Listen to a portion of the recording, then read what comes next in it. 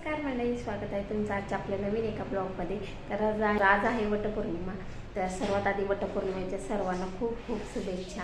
आणि हे बघा, काल रात्री मेहंदी वगैरे काढली, सर्व काय केलं आणि खूप आवरायला लेट झाला. त्यामुळे उशीर खूप झाला होता रात्री, कारण आज मुलांना सुट्टी नाही आहे, कंपल्सरी शाळा आहे.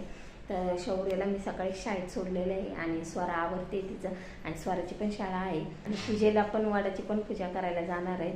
आम्ही सर्व लेडीज आम्ही जाणार आहोत, देवाच्या मंदिरामध्ये जाणार आहे. तिथंच वडाचं झाड आहे आमच्या इथे जवळच, तर तिथे वडाची पूजा पण करणार आहे. आणि खूप आज धावपळ होते. तर शौर्याला घेऊन आल्यानंतर मग आम्ही पूजा करायला जाणार आहे दुपारी 11:30-12च्या दरम्यान. आणि तर आता मी सध्या घरातलं काम आवरून घेते पटपट, आणि देवपूजा झालेली आहे. तर मी पहा, देवपूजा करून झालेली आहे.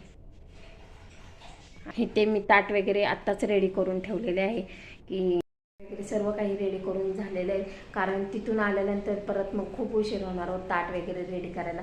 तोपर्यंत मी जोपर्यंत त्याच्या आधीच मी सर्व काही सर्व तयारी करायचा प्रयत्न करणार आहे. साडी वगैरे घालूनच शौर्याला पटकन जाऊन घेऊन येणार आणि मग तिथून लगेचच पूजा करायला जाणार आहे.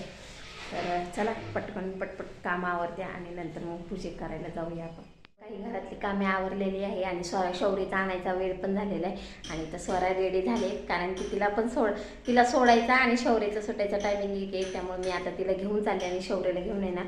आणि पूजेचं ताट पण रेडी आहे आणि मी सुद्धा रेडी झाले, कारण की शौर्याला आणल्यानंतर लगेचच पूजा करायला जायचं आहे.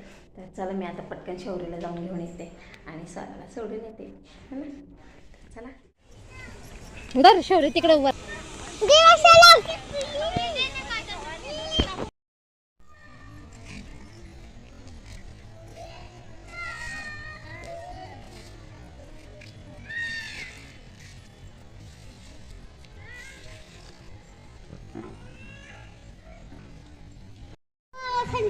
आता म्हणलं का